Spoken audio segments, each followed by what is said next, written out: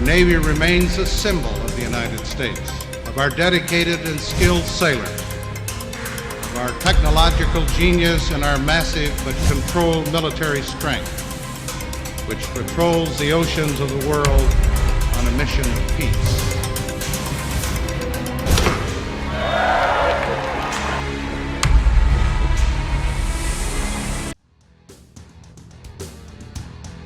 Ford-class supercarriers are being built to replace some of the United States Navy's existing Nimitz-class carriers from 2016. The ships of this class are expected to be in service with the U.S. Navy till 2065. The carriers have been envisaged to be more efficient and future-proof. The first ship of this class is USS Gerald R. Ford, CVN-78. It's the costliest single military asset in the world.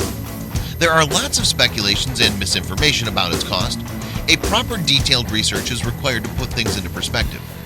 In this video, it is analyzed why Gerald R. Ford cost more than $13 billion. The first platform of every class of weapons costs the most. This is because of the fact that a huge amount of research has to be done and totally new technologies have to be developed. Once the first platform is finished, the next sets can be constructed by simply copying the technologies of the first. Also, the construction processes are streamlined and costs get reduced as more of the same things are built. Ford, being the first of its class, has been so costly to construct. John F. Kennedy, CVN-79, and Enterprise, CVN-80, the next ships of this class are expected to cost significantly less. Ford uses extensive automation, and this has jacked up initial acquisition cost, but this will help to reduce the future operating cost. For example, Ford-class carriers total only 2,600 sailors, about 700 fewer than a Nimitz class. Considering the 50 years lifespan of the carrier, this will translate to billions of dollars in saving.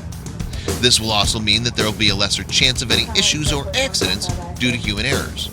The viewer may note that recently U.S. Navy has suffered a series of setbacks due to collisions caused mainly due to human error. Nimitz-class carriers launch planes using steam-actuated catapults. The system requires a lot of steam piping, a large condensate return, and tons of fresh water. They tend to require quite a bit of maintenance. Plus, with steam catapults, the majority of the force gets transferred to the airplane at the beginning of the stroke, in a jolt. This puts stress on an airframe and thus reduces the lifespan of the multi-million-dollar planes. Ford class uses Electromagnetic Aircraft Launch System, EMALS, the first to do so. The system uses linear induction motor with an electric current to generate a magnetic field. That field then propels a carriage down a track. Since the power delivery is linear, it negates the deficiencies of the steam catapult. This will also be more suitable for launching next-generation fighters as well as drones.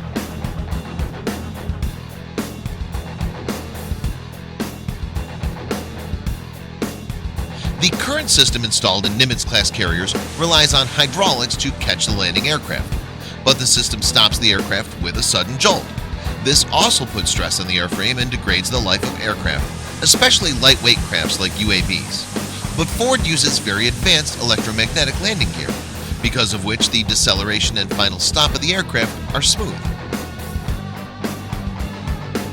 The heart of any aircraft carriers are the nuclear reactors which provide the required power. Ford class has newly designed reactors. 2 Bechtel A-1B nuclear reactors are installed on each Ford class carrier. Each one of these is capable of producing 300 megawatts of electricity, triple the 100 megawatts of each Nimitz class. The huge power supply enables future expansions like inducting laser guns. Also, compared to the Nimitz class reactor, the Ford reactor have about half as many valves, piping, major pumps, condensers, and generators, which reduce maintenance cost and lower space requirements. Ford has very advanced integrated active electronically scanned array search and tracking radar system. The dual band radar (DBR) uses a multi-tier dual band tracker, which consists of a local X-band tracker, a local S-band tracker, and a central tracker. The central tracker merges the 2 signals to provide a comprehensive situational awareness. This new system has no moving parts, therefore minimizes maintenance and manning requirements. Also, the island is kept smaller by replacing 6 to 10 radar antennas with a single 6-faced radar. The X-band tracker is optimized for low latency to support its mission of providing defense against fast, low-flying missiles, while the S-band tracker is optimized for large area cover. So radar is an all-arounder and is one of the best in the world.